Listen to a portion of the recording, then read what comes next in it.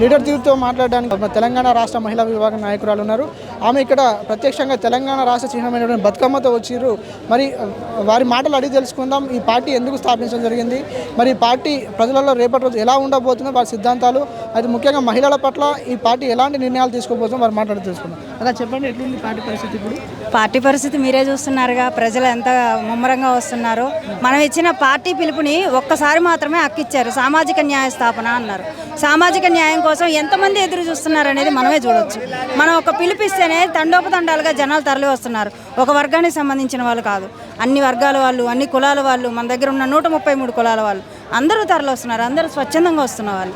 అట్లాంటివి చూసినప్పుడన్నా మనకి ఇంతమంది న్యాయం కోసం ఉన్నారా, ఇంతమంది సామాజిక న్యాయం కోసం ఎదురు చూస్తున్నారా అనే విషయం మనకు అర్థం అవ్వాలి. అంటే ప్రస్తుతం మరి ఈ కాంగ్రెస్ ప్రభుత్వం మరి ముఖ్యంగా చూసుకుంటే ఉద్యోగాల విషయంలో 2 లక్షల ఉద్యోగాల గ్యారంటీ పైన వాళ్ళు అప్పుడే నోటిఫికేషన్ ఇస్తామని చెప్పారు. అవును, మొన్న 500 ఇచ్చారు, ఇంకో 2000 మరి పెంచడం జరిగింది.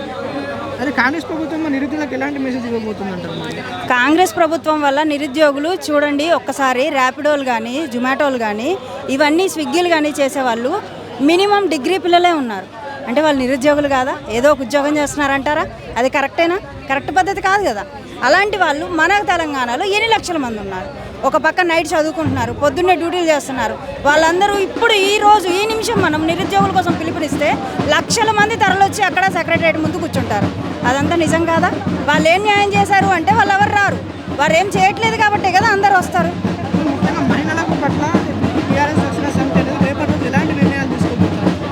మహిళలకి, విద్యార్థులకి, నిరుద్యోగులకి, అన్ని సామాజిక వర్గాలకి, అన్ని వర్గాల ప్రజలకి, రైతులతో సహా అందరికీ తెలంగాణ రక్షణ సేన అనేది స్థాపించి ఒక బీఆర్ఎస్ కానీ, ఒక కాంగ్రెస్ కానీ ఏదైతే చేయలేకపోయిందో అది ఒక అమ్మగా, ఒక మాతృత్వ హృదయంతో మన కవితక్క గారు చేసి చూపిద్దాం అనుకుంటున్నారు. దానికి మనం అవకాశం ఇవ్వాలిగా.